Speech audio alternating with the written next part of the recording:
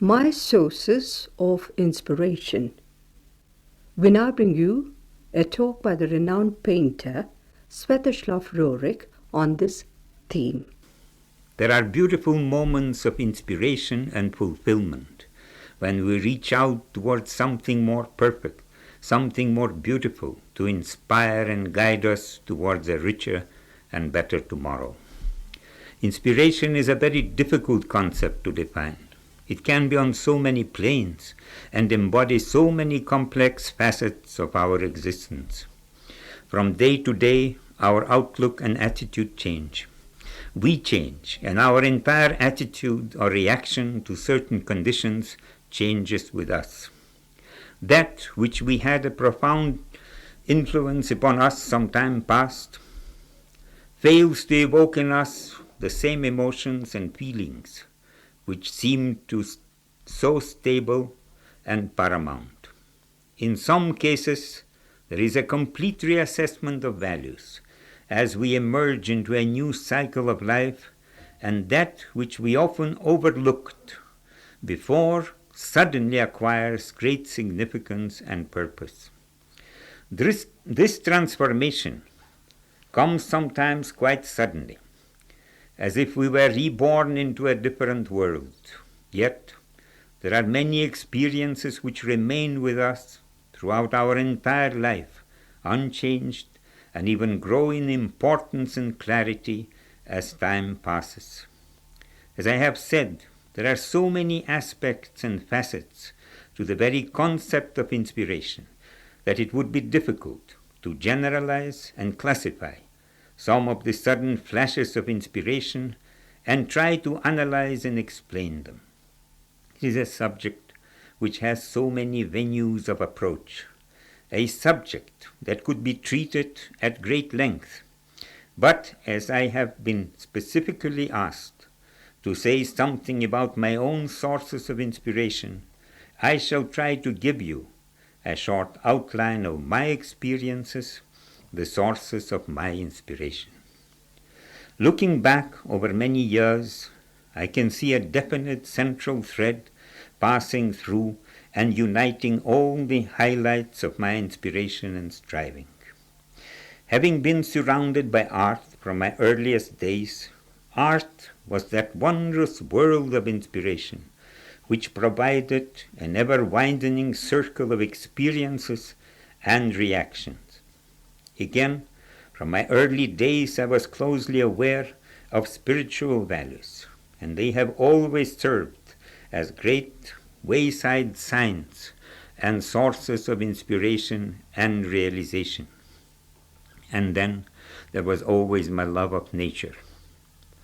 My constant studies and contacts with the marvelous, breathtaking world of nature, manifesting itself in thousands of examples of supreme beauty, be it in the wonderful crystals of minerals, or sparkling wings of butterflies, the plumage of birds, or marvelous flowers and plants, which left me spellbound before the indescribable beauty and intricacy of examples of life's infinite wisdom, molding living matter according to the needs and circumstances that arise from conditions of life.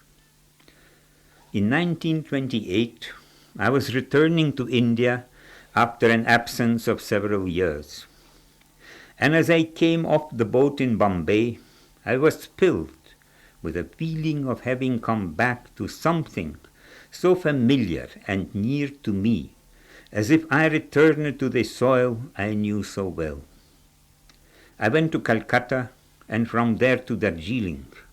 From Siliguri I went by car, and a great happiness filled me as we drove through the wooded foothills until suddenly, at a certain turn of the road, I saw the peaks of the great Himalayas bathed in the orange rays of a glorious sunrise. There are no adequate words to describe the feeling of transport and joy at the sight of these glorious golden masses reaching out towards heaven like a symbol of our own striving, rising towards the infinite, bathed in the light of divine illumination. These beautiful moments of our life are like beautiful stars shining in the firmament of our existence, each one beautiful, each one unique and unrepeatable. Spellbound is a weak word to describe the sensation which grows in one from the feeling of wonder at the realization of the beauty, harmony, and perfect balance of nature's manifestations. Every moment of our life we are surrounded by infinite miracles of nature, and that sense of inspiration and transport is ours for only a small effort to understand and appreciate that which is so lavishly spread before us by the bountiful hand of nature. Beautiful flowers, beautiful birds and insects, beautiful intricate symmetries of crystals, the play of light on distant clouds and mountain peaks, ever beckoning to us and revealing harmonies of transcendental beauty. Or the human face with all the multifaceted characteristics, and the human body as the apex of an ultimate evolution. The world is literally filled with the most beautiful images and concepts, the most inspiring examples of ultimate perfection. We must only try to open our eyes and keep our mind ready to receive the more perfect impressions.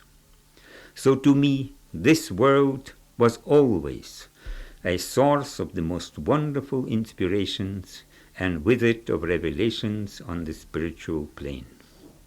From my early years, I was surrounded by people who were deeply concerned with the search of spiritual values, whose aim in life were the higher values with all the wonderful vistas which these values unfold. It is the study of philosophy, the study of the teachings of such great personalities as Sri Ramakrishna Paramahamsa, Swami Vivekananda, Sri Aurobindo, which constantly provided a living source of inspiration and fulfillment. Comparative philosophies, lighting up the great paths of human striving and achievement, filled my life with new understanding and approaches. These searches, in turn, brought me in contact with men who have traveled this glorious path long before me, and through them I have seen the hidden corridors of our evolution and life. All these great teachings were my greatest inspiration, as they provided a powerful and unified direction which remained with me all my life. Our inner striving towards something more perfect, more beautiful, is that great inner force which will transform us and transform our lives as well. Without that inner flame, one cannot awaken our hidden energies, and one cannot rise to a higher plane of realization and experience. This inner striving culminates in the development and activation of certain nerves, which are the conductors of subtle energies. My father and mother, Professor Nicholas Roerich and Madame Helen Roerich, were my constant guides, and through them I learned the great values of life, and through them made contacts with personages which had advanced far along the great and royal path of self-emancipation. Among the many experiences as sources of inspiration, I vividly remember a most moving experience when I was a boy of 14.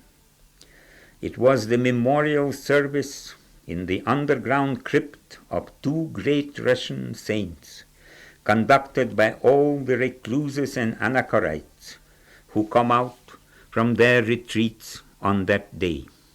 Here, in this crypt, around the granite sarcophagi, stood in their solemn garments of recluses the elders who have renounced this world and came out to pray in a most beautiful service to mark the day of the two great saints. Their emaciated, stern, and kind faces were hidden under the hoods of the anachorite's attire, and only their grey beards could be seen, while their thin fingers held long wax candles. What greater experience than to stand with men who have attained sainthood and join them in their prayers during the divine service. This experience stands out in my mind today, as fresh as when I have seen it so many years ago. An experience never to be forgotten, never to grow dim, and to ever radiate its blessed influence over long, long years of my life.